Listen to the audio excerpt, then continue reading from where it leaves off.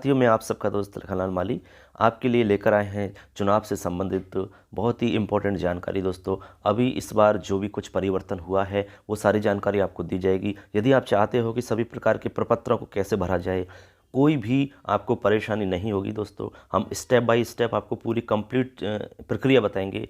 आप बूथ पर पहुंचते हैं, उसके बाद में क्या करना है, उसके बाद में आपको और कौन कौन से काम करने होते हैं, एजेंटों की नियुक्ति आपको कैसे करनी होती है, अपने बूथ को कैसे तैयार करना होता है, ये सारी वीडियो हम ऑलरेडी बना चुके हैं। चैनल पे जाके आप चेक कर सकते हो। इसके बाद में जो भी प्रोसेस रहेगी आपकी, प्रथम अधिकारी के कौन से काम होंगे, द्वितीय के कौन से होंगे, तृतीय के कौन से होंगे, पीआरओ साहब के कौन से काम होंगे, और इसके अलावा उनको कौन कौन से प्रपत्र भरने होंगे, वो सारी जानकारी आपको हम देंगे। सबसे ज़्यादा दिक्कत दोस्तों प्रपत्रों में आती है। तो प्रपत्र जो भरते हैं उसमें बहुत सारी मिस्टेक्स हमारे सामने हो जाती हैं। तो हम चाहते हैं कि भाई कोई भी दिक्कत आपसे नहीं हो, तो हम पूरी प्रोसेस आपको क्लियर बताएंगे एक एक करके, और सारे प्रपत्र भी बताएंगे यहाँ पर भर करके आपको कि ये प्रपत्र आप कैसे भरोगे। तो आप जैसे ही जाओगे तो आपको बहुत अच्छा लगेगा दोस्तों, क्योंकि सारे प्रपत्र आपको वही मिलेंगे जो हम आज यहाँ पर बताने वाले हैं दोस्तों।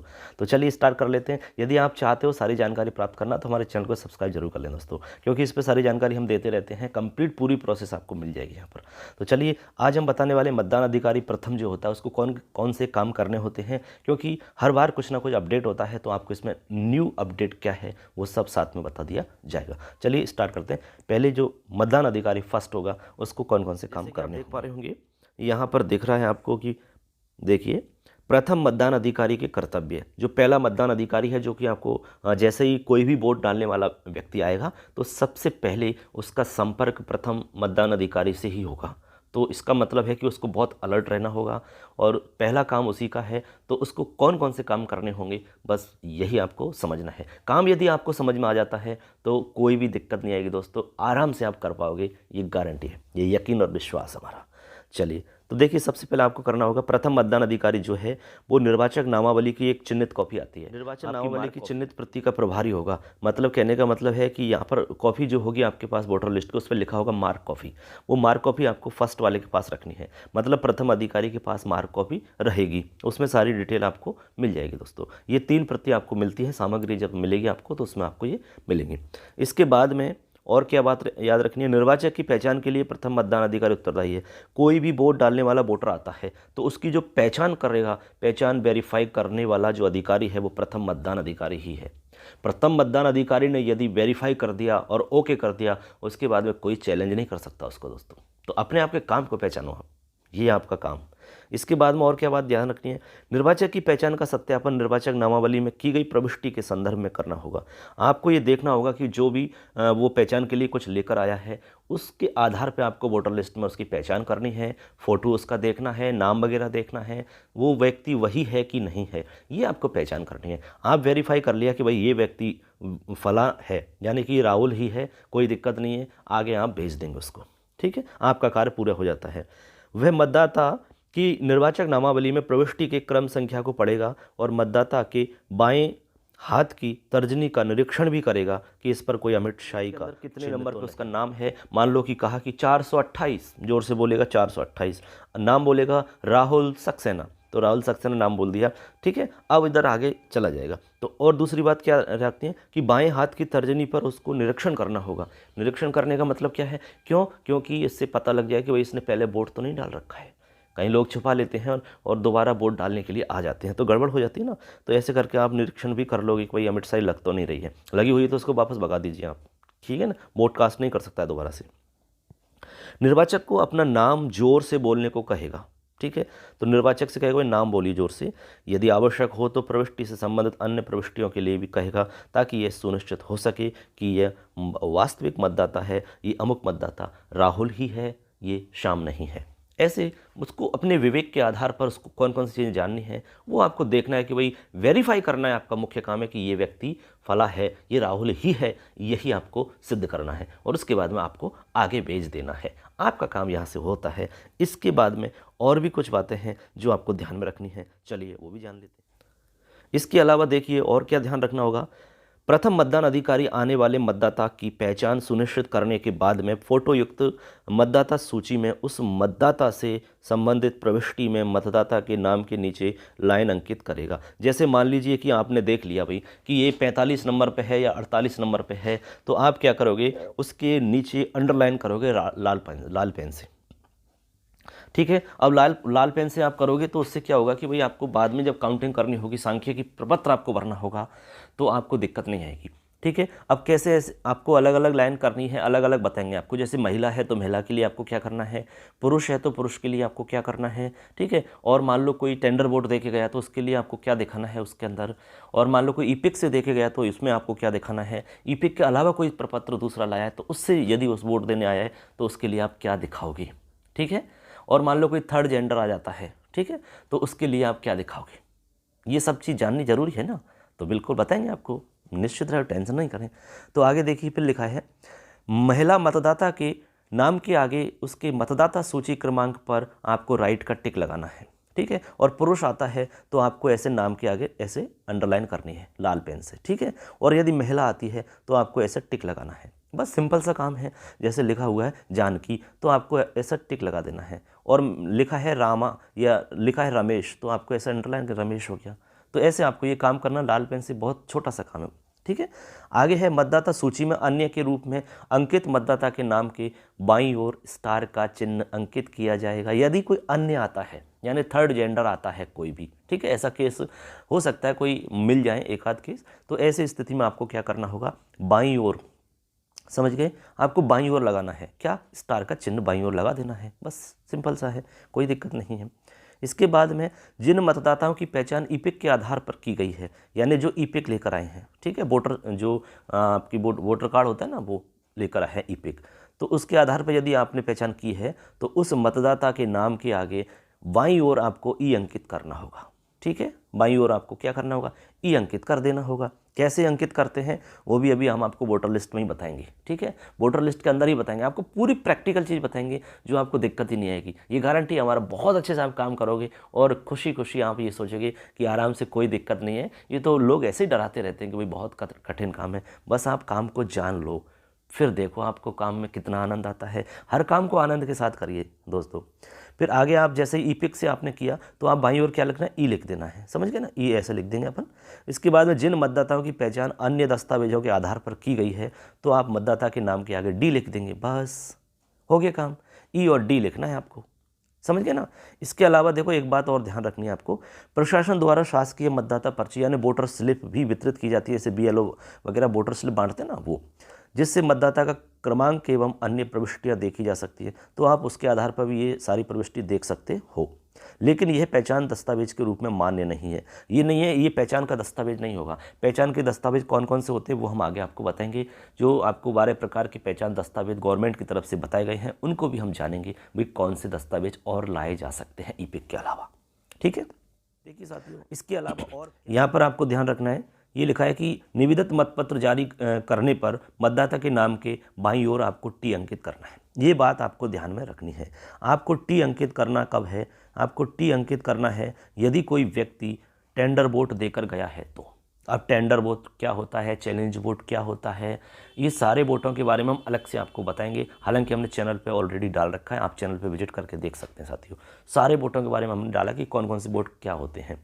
ठीक है, तो आप टी अंकित करोगे टेंडर वोट के लिए, और कहाँ पर करोगे, डाल के गया है तो उसकी बाईं ओर आप क्या टी अंकित कर दोगे। अभी आपको इसमें जूम करके बता देंगे किस तरीक़ा से किया गया है।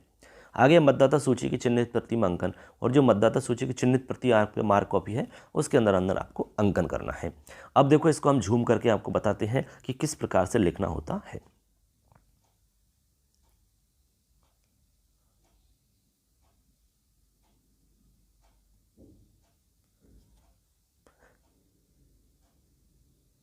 देखिए साथियों, देखो हम पहुंचे, जो वोटर लिस्ट आपको बता रहे हैं, वोटर लिस्ट है। जैसे कि ये कोई महिला है, ठीक है, जैसे कि ये महिला है।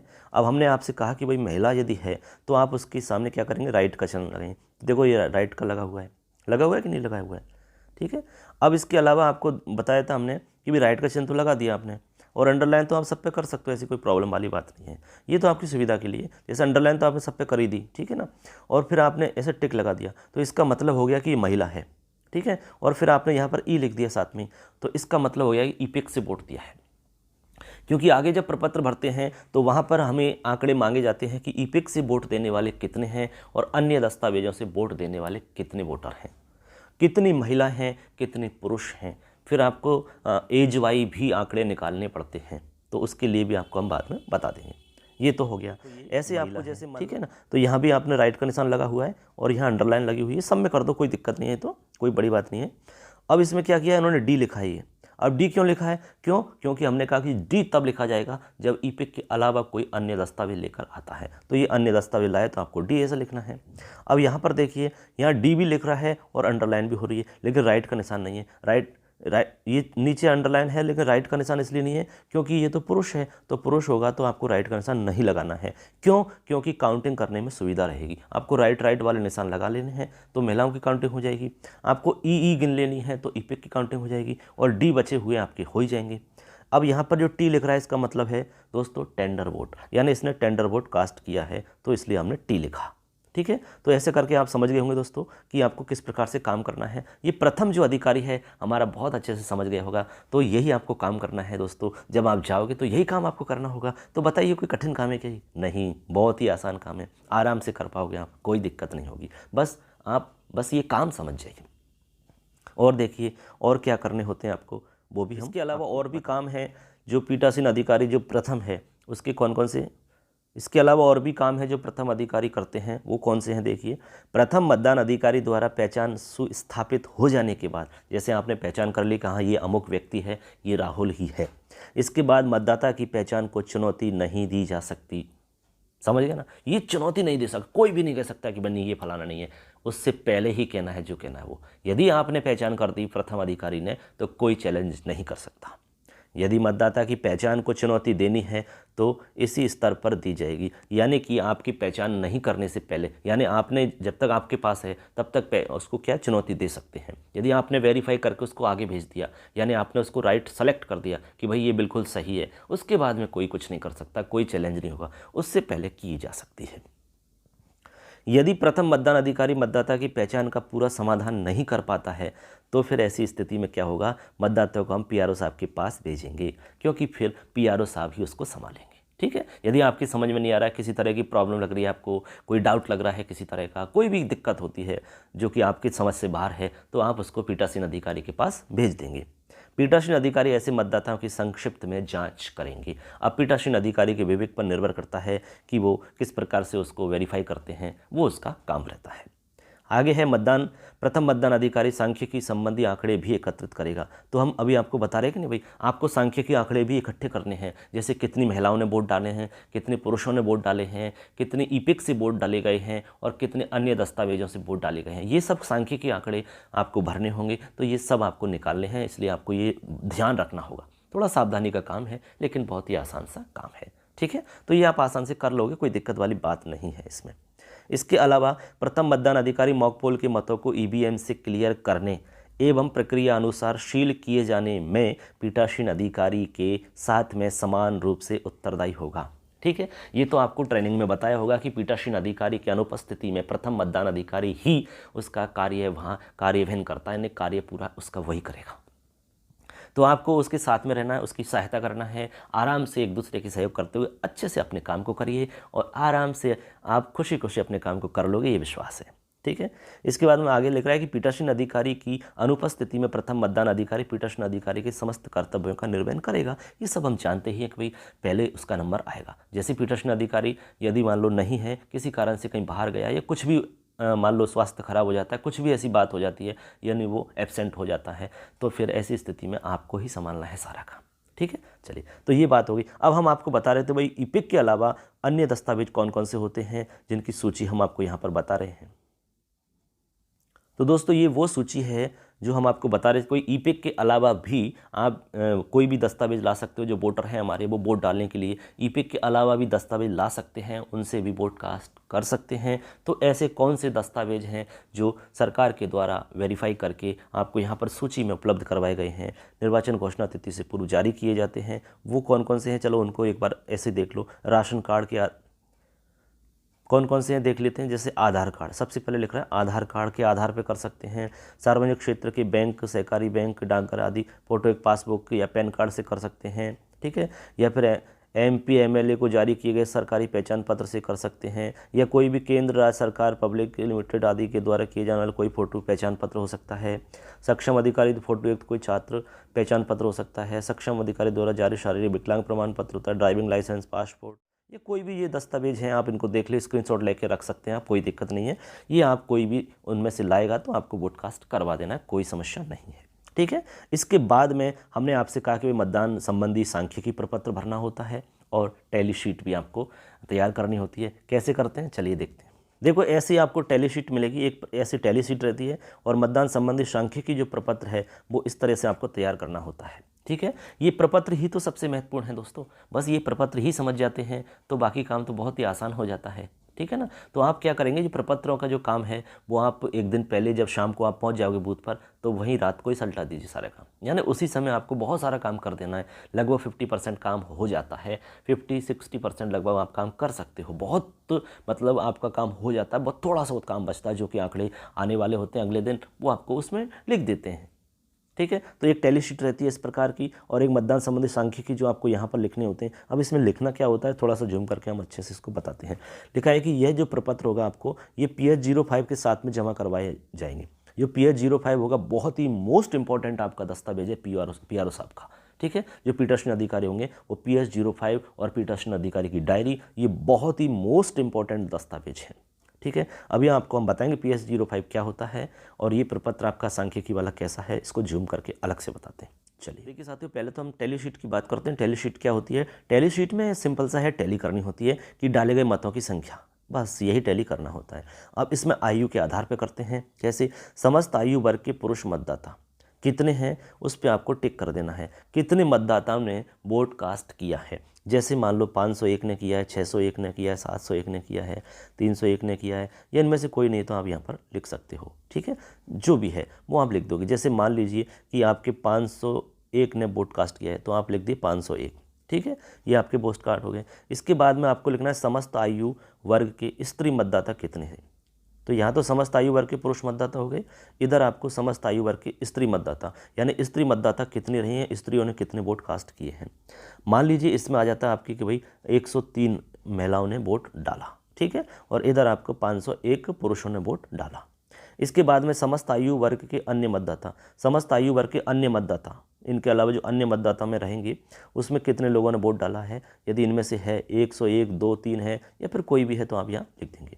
इसके बाद में आयु वर्ग 18 से 19 वर्ष के समस्त मतदाता, 18 से 19 के बीच में कितने लोगों ने वोट कास्ट किया है। तो आपको एज वाई आंकड़े भी निकालने होंगे, ये आप अपने विवेक के आधार पर निकाल सकते हो। विवेक के आधार पर आप वोटर को देख करके और आप लगा लो कि 18-19 के बीच में टिक लगा दो। एक प्रपत्र बना लो आप 18-19 में, उसमें संख्या लिख दो 1, 2, 3, 4, 100, 150, 200, 300 तक, उसमें आप काटते चलिए उसको। जैसे मान लो कोई लगा आपको, हाँ 18-19 का होगा, काट दो उसमें, ठीक है। तो ये आपको इसमें बता देना है। इसके बाद में है 20 से 25 वर्ष के अंतर्गत कितने लोगों ने वोट दिया है, तो इसके अंदर कितने हैं वो आपको लगा देना है, 102, 103, 105 कितने हैं। ऐसे आपको एक प्रपत्र बना लो 20 से 25, तो उसमें आप लिख लो संख्या 1 से 100, 200, 300 तक। उसके बाद में उसमें मान लो कोई आया 20 से 25 का लग रहा है, हाँ अच्छा टिक लगा दो।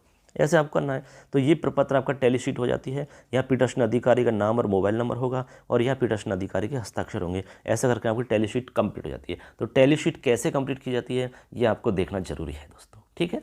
हम चाहते हैं कि भाई आपका काम आसान हो, बस इसीलिए हम ये आपकी कोशिश कर रहे हैं दोस्तों।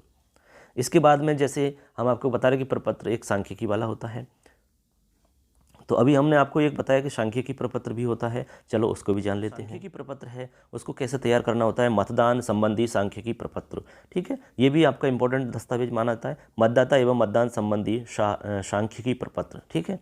बहुत ही सिंपल सा है, कोई दिक्कत नहीं है। तो यहाँ देखो विधानसभा क्षेत्र का क्रमांक और नाम लिखना है, मतदान केंद्र का क्रमांक में नाम लिखना है, भाग संख्या लिखनी है, मतदान दल का क्रमांक आपको लिख देना है। कितने मतदान दल है आपका, पार्टी का नंबर कितना है, भाग संख्या कितनी है, मतदान केंद्र का नाम क्या है आपका, उसका क्रम क्या है, ये तो सिंपल सी बात है। अब चाहे चुनाव किसका भी हो रहा है, चाहे नगर पालिका का हो रहा है, नगर निकाय का चुनाव है, पंचायती राज का, जिला, कोई भी चुनाव हो सकते हैं आपके लिए, प्रपत्र लगभग समान ही रहते हैं सारे के सारे, ठीक है ना। तो ये सभी जगह आपको बात समझ लेनी है। अब देखो यहाँ पर करना क्या है, यहाँ देखो मतदाता, ठीक है। तो यहाँ पर आपको पुरुष मतदाता कितने हैं वो आपको बताने हैं। जैसे कि मान लो यहाँ पर पुरुष मतदाता मान लो एक एग्जाम्पल के रूप में हम आपको बता रहे हैं 50 पुरुष मतदाता हो गए, एक उदाहरण बता रहे हैं। स्त्री मतदाता आपके 100 हो गए, ठीक है, और अन्य में आपका 0 हो गया। तो टोटल कितने हो गए? टोटल आपके 150 मतदाता हो गए, ठीक है। ऐसे आपको प्रपत्र तैयार करना है। ऐसे आपका मतदान कितने, अब ये तो टोटल 150 आपके वोट हैं, यानी 150 वोट यहाँ पर हैं टोटल आवंटित हैं। अब इसमें मतदान यानी कितने मत पड़े, कितने लोगों ने मत किया इनमें से। तो जैसे कि 50 वोट थे तो 50 में से मान लो कि यहाँ पर 40 लोगों ने वोट डाला, ठीक है, और स्त्री कितनी है 100, तो 100 में से मान लियो कि यहाँ 60 लोगों ने वोट डाल दिया, यानी 80 लोगों ने माना, ऐसे मान लो 80 लोगों ने वोट डाला, ठीक है। तो 80 लोग वोट डाल के गए, 80 लेडीज़ों ने वोट डाला है, तो यहाँ पर अन्य में कोई है ही नहीं, तो यहाँ टोटल 40 और 80 कितने होंगे? 120 लोगों ने वोट कास्ट किया है। ऐसे आपको प्रपत्र तैयार करना है। अब इसमें आपको करना क्या होगा, इसमें ये छांटना होगा वर्ष आयु वर्ग के मतदाता कितने हैं वो आपको यहाँ लिखना है। इसके बाद में 20 से 25 वर्ग के कितने हैं वो आपको यहाँ लिखना है। अब इसके बाद में मतदान का प्रतिशत कितना रहा वो आपको निकालना है। तो प्रतिशत तो आप निकाल सकते हो, कोई दिक्कत नहीं है। कुल मतदान कितने हैं, ठीक है, कुल मतदान कितना हुआ है, यानी 120 जो आया है वो 120 कितने में से आया दोस्तों? 120 आपका कितने में से आया? 150 में से आया है। तो आपको सिंपल क्या होगा, 120 में 150 का भाग देना है और आपको गुना कर देना है 100 से। तो जैसे आप 100 से गुना करोगे तो आपके सामने उत्तर जो आएगा 80 आएगा, यानी कि 80% वोटिंग हुई है यहाँ पर। कितनी? 80%। ऐसे आपको वोटिंग निकालनी है कितनी प्रतिशत हुई। यहाँ मोबाइल नंबर लिखना है पीठासीन अधिकारी का और पीठासीन अधिकारी के हस्ताक्षर करने हैं। तो देखो आराम समझ में आ गई, कोई दिक्कत नहीं है। ऐसे आप परसेंटेज निकाल लोगे, यहाँ पर कितने वोट डले हैं उसमें भाग दे दो आपके टोटल कितने वोट हैं इसका, और 100 से गुना कर दो तो आपकी प्रतिशत निकल जाएगी। कोई दिक्कत नहीं है, आसान सा काम है। 120 में भाग दिया 150 का, उसके बाद में जो भी आंसर आपके सामने आएगा उसको आप 100 से गुना कर दो तो आपका 80% आ जाएगा, ठीक है। ये वोटिंग हुई आपकी। ऐसे करके आपको ये संबंधित जो सांख्यिकी प्रपत्र वो तैयार करना है दोस्तों। लगभग आपके जो सारे काम आपको बता दिए हमने कि भाई किस प्रकार से आपको जो प्रथम मतदान अधिकारी उसको कौन कौन से काम करने होते हैं। ये सारे काम यदि आप समझ जाते हो, हमारे गारंटी और यकीन और विश्वास है कि आप अच्छे काम को आराम से कर लोगे और आपका काम बिल्कुल गलत नहीं होगा, कहीं भी कोई प्रॉब्लम आपको नहीं आएगी। तो धन्यवाद दोस्तों। आप यदि आपको अच्छा लगा है तो लाइक करें, वीडियो को शेयर करें, अपने दोस्तों को भी बताएं और चैनल को आप सब्सक्राइब जरूर करें, अपने दोस्तों को शेयर करें। धन्यवाद दोस्तों। अगले टॉपिक के साथ फिर आपसे मुलाकात करेंगे। थैंक्स।